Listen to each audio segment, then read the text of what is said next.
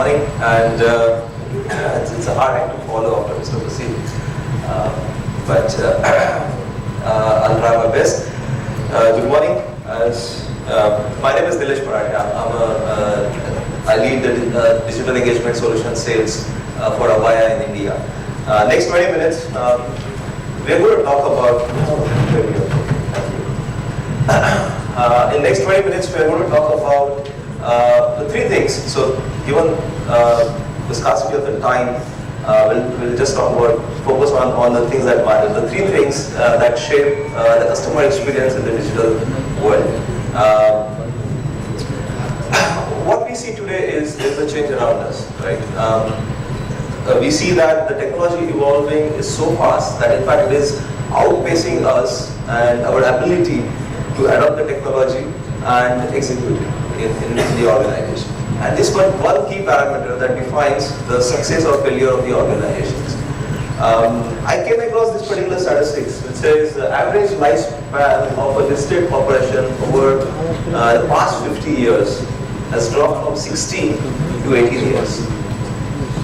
That is, the most successful organization today, their longevity is 1/3 of what it was 3 years back, 50 years back. Right? Now, what is causing this such a dramatic change? You would say, and one easy answer that comes with failure to adopt, failure to change. Right? And the examples are all around us. We don't have to look at the Kodaks of the world, the big MNCs globally, what happened to them, but look at what's happening in India. The number of organizations, brands that used to interact 10 years back, how many of the brands or organizations we still interact with? How many of them have been replaced with the newer ones? Right? So you could easily sum it up and say, hey, okay, this organization did not innovate. They failed to innovate and hence they perished. Right? They just vanished. But easy to say that, but if I have to ask you a question, what is innovation really is, I'm pretty sure that each one of you will come up with a different definition. Right? The challenge today in front of us is to identify what is relevant for our customers, identify that, and make the necessary changes to make the organization relevant in the eyes of the customers, right? And then sustain it. This is digital world, like it or not. Because that's how things are moving, that's how the consumers are moving. And two things that define the organization in digital world is the digital marketplace, where people transact, the business gets transacted by the end customers on their own most of the time, right? And the digital workplace, where the employees work to ensure that the customer experience is available, the right experience is available to the people who are at the digital marketplace. That's your customers, right? There are different trends, different things that is driving that. One is the line between the physical world and digital world is getting blurred. Especially in BFSI, it used to be a challenge to move everything on the digital, but today we have a customer, Bank in Taiwan, which is completely digital. They have no branches, no paperwork, no paper forms to be filled up by the customer. Their business gets done completely online, and it's a bank, full-fledged bank, right? So the line is getting blurred between physical world and the digital world. Remember 5 years back, we used to invest a lot in building the customer 360-degree customer view, customer profile. The data was an immense value there. Most of the organization, it is still, people invested in that, it is still relevant.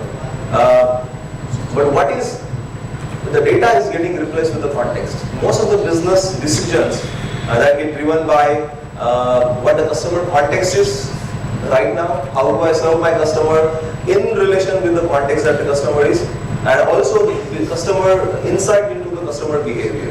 Right? So these are the important parameters. That's the impact of the digital world. Right? That's how, and most of the business decisions are getting driven using this. Everyone in the organization is a customer facing. Gone are the days where people were like front office and the back office. Right? Now everyone is a customer facing.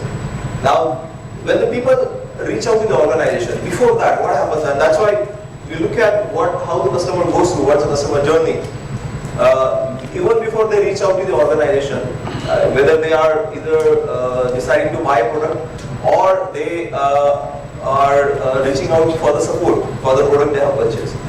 They will Google it, they will visit the website, they will try to find out the information, they will reach out to their communities, their friends, relatives, colleagues. And if not, when everything fails or they still don't have information, they will pick up the phone or use whichever channel follow the organization. And when they do, you better be prepared with the subject matter expert, because it is not just the next best available person who will be responding to the agent or to that particular customer. It's better be the subject matter expert, right? And that is what is driving the changes. There are several other factors, but the digital works, in order to shape the customer experience right, there are three things that we're going to talk about. Is voice and messaging. That's a new user interface. The traditional user interface is going through a revamp, right? That's what we see is happening, and voice is leading that. I'm going to talk a little bit more about it. AI, a lot of investment is going into using AI to replace the human work. But what we see lately is using AI to augment the employee work, right? To support, using AI to support the agent productivity or other people productivity in the organization. And when you do that, that is making more impact than simply using AI to do everything and replacing the humans, right? So this is one trend that we are observing. And obviously breaking down the silos in the organization, making the back office more productive, more customer centric, more customer focused.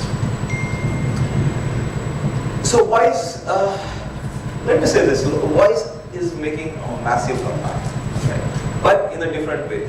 You know, a few years back, the voice was, and we have certain telco customers, you would have seen the responses, your call volumes in your organization going down dramatically over the last few years. So the telcos are our customer, and we have seen a massive slowdown in the call volume that they receive on a daily basis, right?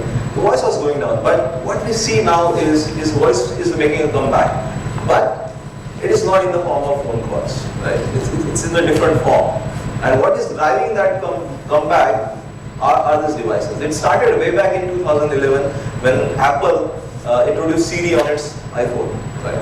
And it exploded when Amazon launched Echo in 2017. Now we know, more popularly known as Alexa these days, right? And followed by Google Home and then Apple HomePad. What is happening is, and if you look at the sales figures of these devices, they are doubling their sales every quarter. With this, now, this has improved the acceptance amongst our customers that, hey, I can use my voice to get things done, get something that I want to done, get me service using my voice. And it's easier to do. And what is happening is, a new channel is getting created using this form. And if people are using these devices, why not use that channel, leverage that channel to deliver our services using this channel, right? Because the channel, people are using this channel, it has already been created. All we need to do is take our service, deliver through it. And to substantiate my point, I'm going to give you a use case here. So I'm sitting in my, what's wrong, okay. My picture is missing there, but nonetheless I'm not important. So I'm sitting in my lounge, I'm using any of these devices, and then I comfort from my living room, I interact with my bank, for example. Right? Okay, here I come a little late. Alexa, connect with the central bank. Good afternoon, Nilesh. Thank you for calling Central Bank. How may I help you today? I need a new checkbook. Sure. How many pages you need in your checkbook? You can choose between 10 and 20 pages. I need 20 pages. Excellent. I just ordered a new checkbook for you. You will receive it in 3 working days. Is there anything I can help you with? I need to transfer funds to Webber. This will require additional validation. You will receive a call on your registered mobile and then I will connect you to an agent.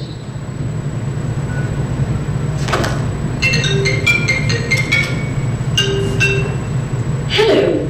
This call is from Central Bank regarding fund transfer you requested. Let me connect you with an agent. One moment, please. So this is just a use case just to explain how we can use these devices. One, we're giving comfort to the end user of their, we don't have to pick up the phone and go through the complicated IVR menu to get these things done. This is an intuitive user interface.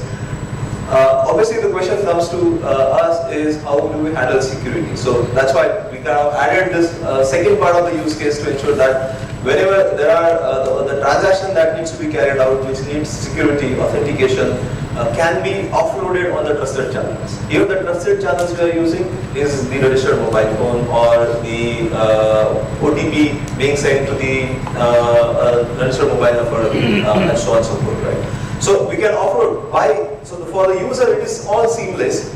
Again I go back to the philosophy that we believe in is omni-channel or multi-channel is not about pushing customers to different channels, right? It's about bringing the services to the customers, whichever channel the customer is on, right? So make the customer stick to the channel that customer prefers, and bring all the services and deliver on those particular channels. That's the philosophy we are driving in and believing in. Secondly, the AI is making a buzzword, right? And it is impacting in the way we service our customers today. It used to be, no one liked the IVR really. IVR it still is a nightmare with all the DMF inputs and so on. Now we are making the IVR speech enabled as well. That is what is happening. The one use case we just saw, effortless self-service on the using the new voice form factor or even on the IVRs. That is all AI driven. It's all getting conversational. Smart routing, earlier it used to be a skill-based routing, a static routing. Now, we have piloted this in India at a couple of locations. This is a new concept. This goes beyond the traditional skill-based routing. Traditionally what happens is your skills are static on the agents. So you either define them by languages or by product. These are the skills typically. What we do is we introduce the machine learning layer on top of the ACD, traditional ACD, which overrides the ACD routing based looking at the context that the customer is in and the type of the agents that are available today. Okay, so it overrides the ACD skill-based routing and using the machine learning, and that's what we call it as a smart routing. Let me give an example. Something like I want to make, let's say, pay my bills or pay my insurance EMI or renew it or whatever charges, right, that I need to do. So typically I do is I pull up my smartphone, I have an application, make the payments through application. Let's say there is a payment gateway failure, some issue with the payment gateway. Obviously the payment doesn't go through the mobile phone application. Next thing I do, I think as a consumer, I go to the website, okay, there must be some issue with the mobile app, I go to the website, I try to do the same thing. Payment, again issue with the payment gateway, the same payment gateway, right? It fails again, it doesn't go through. Third thing I do is, okay, it's the last date, I have to do it, I pick up the phone, call up. And when I call up, obviously it goes to, I select the product services and it does the static routing, it goes to the, identify that it's a payment, I'm calling for payment, it gets routed to the payment person.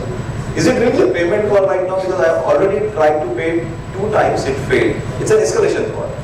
So machine learning identifies that what has happened with the customer and who is the best available agent, identifies the context and routes you to the appropriate agent. Most of the time we see AI is focused on customer experience, right? And people often say that, hey, okay, AI, it takes money, because you need to define the customer experience. You need to pump money to make it better. But my argument is that's not necessarily. AI, customer experience, not necessarily AI, but the customer experience and the cost are not inversely proportional, right? It's not a trade-off between the cost and the customer experience. While you deliver the customer experience, you can still save the cost. And the classic case is the smart routing here. So when you are using smart routing, what you have seen is the HT falls dramatically. On an average, we have seen 10 to 12% reduction in HT by using smart routing, because what we are doing is identifying routing the call to the best available agent based on certain parameters. Customer context is one. But again, one thing is, each person is similar skill sets of the person, similar context of the call. Two people, their HT will be different. Because I'm very productive in the morning, other person is productive in the afternoon and so on. For a supervisor or human eye, we can't detect it. Machine can identify the patterns and then route the calls appropriately. So we've seen some 15 to up to on an average 12 to 15% reduction in HT on that. Third is the agent augmentation. Is supporting the agent with the more information on the real-time call. While the agent is speaking with the customer, feed the information by looking at the context that the customer is in currently, what kind of conversation is going on, pull the information from knowledge base, push it to the agent, right? So that, let's say, on an average, especially in the financial industry, we have tons of products now, right? Every day people keep adding, especially in financial services and insurance, the number of products get added roughly every quarter, few products get added, right? Different services offering is added. It is difficult for the people to keep up with those new products, get themselves trained and answer customer queries. In that case, the AI really helps understand, identify the context, pull the information from the knowledge and present it to the agent. That saves a lot of time for the agent to look for the information, search for the information and deliver it to the agents. That's why you also reduce, sir, can I put you on hold for some time? Those kind of instances can be reduced. Interaction insights that really helps in terms of pushing or identifying the intent of the customer, sentiment of the customer while on the real call. So these are the tools AI can augment the agents or the people serving the customer facing people. AI can be used in those directions. Onboarding AI, typically in the customer facing environment, chatbots are immensely popular right now. Pretty much every customer facing organization is thinking about or have deployed chatbots in whether starting with English or somehow have gone ahead and use the multiple languages. That has already happened. What it does, it answers provides a automated response to the customers, capture information through forms, widget, file transfers, etc. and triggers the workflows in the backend. So this is typically what the chatbot does. That's AI largely we can call it as. What it can do beyond this is pass the information context to the agent whenever the bot is not able to fulfill the customer request, right? So it has to, in this case it is augmenting the agent by passing the information, context, syntax, transcript of the conversation goes to the agent, and then agent interacts with the customer, it learns from it, right? How the agent is responding to that particular agent. When it happens, it can also, the AI can also, as I said on the previous slide, it can supervise the conversation. It can act as a supervisor, depending on what is the function of the bot. It can identify if the call is if there is a need to escalate, pull the supervisor in. It suggests the answer from the knowledge base and enforce the learning from highly rated agent to this thing. Okay, in this scenario, how my top rated agent is going to behave, right? What answers that agent is going to give. So those kind of information can be passed on to the agent automatically. Omnichannel to AI, I think this is, most of us have already gone through this, how the bot really interacts with the customers, pull information from different backend systems, pulls in the expert. Now this is the critical part. Now 80% of the time what I've seen is the bot runs on its own. And I always argue that for it to be effective and successful, it needs to be backed up by humans, in case of escalation. Because if bot cannot handle the questions, the experience is incomplete. That impacts the customer experience. So it needs to be backed up by the agent, along with the contextual data transferred to the agent, and so on and so forth. So that again, this particular philosophy augments my earlier argument that omnichannel or multi-channel is not about pushing the customer to different channels, right? It's about bringing the information to the customer wherever the customer is, whichever channel that customer prefers. And that's exactly, if you have this kind of model in place, it helps you deliver that philosophy. Let me give you one more example, one more use case here, how the AI can be used. Now this is a traditional, typical contact center in place customer service environment that anyone would have today. We have an IVR. This use case is about, let's say I want to renew, my policy renewal is due. I get an SMS, right? That's how it starts today. So here we go. Anyhow, audio. I get an SMS in the morning, and it says, okay, your policy is due next week. This is just a reminder. That's an outbound notification organization keeps sending. Right? I get that. I look at it. Okay, it's morning like 9:20. I'm getting into a meeting. Let me look at it later. In the afternoon, I realize, okay, my policy is due. Let me call somebody here. So I make a call to the toll-free number. Thank you for calling ABC Insurance. Good afternoon, Nilesh. I see that your policy renewal is due next week. Is that why you are calling? Yes. Great. I have your renewal quotation ready. Do you want me to email it to you at nbmarathe@hotmail.com? No, my email ID has changed. No problem. I just sent you an SMS asking for your new email ID. Please reply to it with your new email ID. Sure.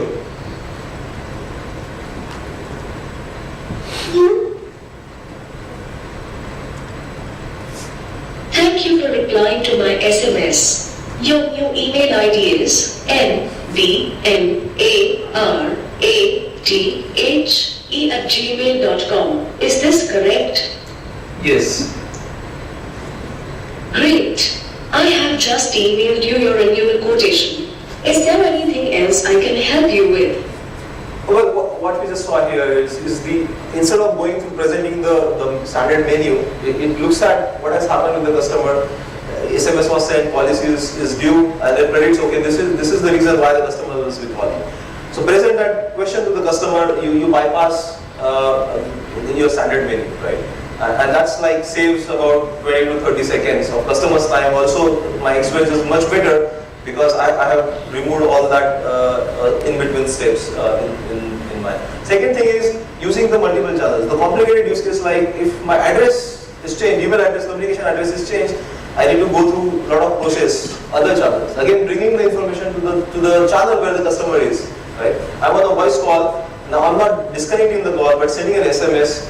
Can you confirm your email ID on this, by replying to this SMS, right? I stay on the call, I update my email ID, and the job is done, right?